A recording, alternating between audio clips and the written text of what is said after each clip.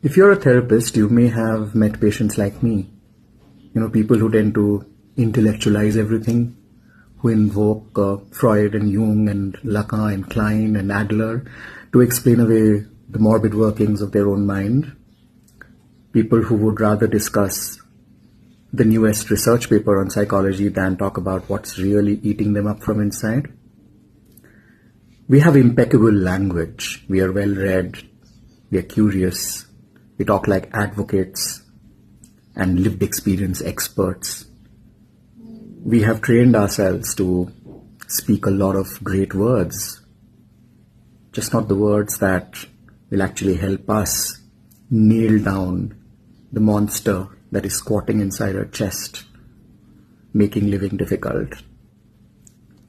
Language used by people like me is such a destructive defense. I know that's a paradox, but that is what it is. I grew up in a family that had to survive dire poverty and hunger. They were firmly stuck in the bottom rungs of the Maslowian hierarchy of needs. They could never really move up to more evolved pursuits like self-actualization.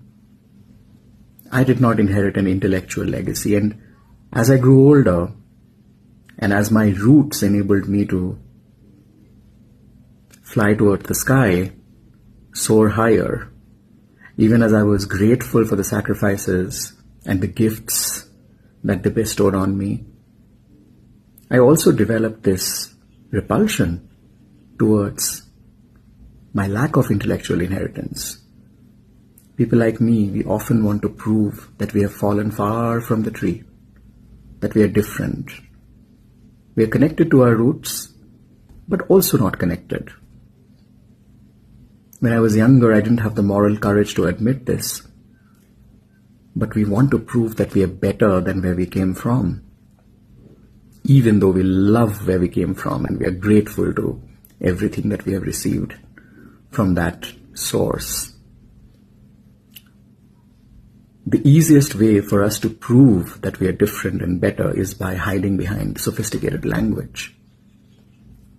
We use this language as a clutch, as a shadow to hide behind.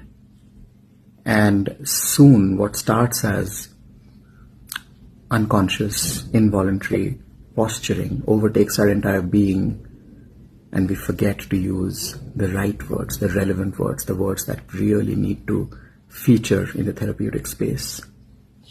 Help us.